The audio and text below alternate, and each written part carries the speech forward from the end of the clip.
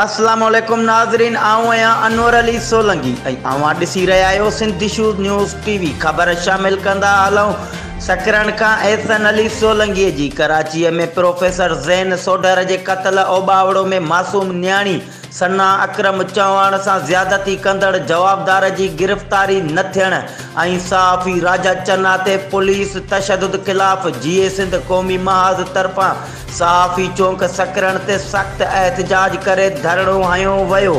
उन मौक़े ते जसकम के ज़िले अगवान मसूद शाह मोरड़ो मीर बहर राणो जलबाणी शबीर मंगसी बरकत जलबाणी अल्लण सिंधी सरपरस्त आला Sakrand press club Mohammad Siddique Mangio SGO जे रज़ा मोहम्मद चांडियो सिंध सुजाग फोरम जे मजीद अब्बासी ख़ालिद सोलंकी कलंदर बख्श मला ऐं ॿियनि चयो त हिते लाक़ानूनियत सबब बदअमनी वधी आहे। ॾाढा आहिनि जे वधंदड़ वाक़िअनि सबब न्याणियूं घरनि ताईं महफ़ूज़ थी वियूं आहिनि।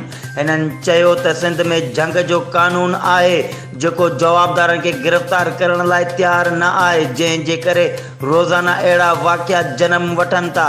हिननि मुतालबो कंदे चयो त सहाफ़ीअ ते तशद्दुद में मुलविस पुलिस एहलकारनि ख़िलाफ़ कार्रवाई कई वञे।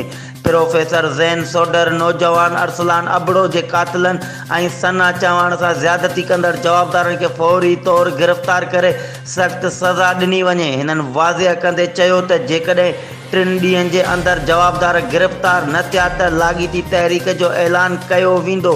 मुज़ाहिरे में सवें माण्हुनि शिरकत कई।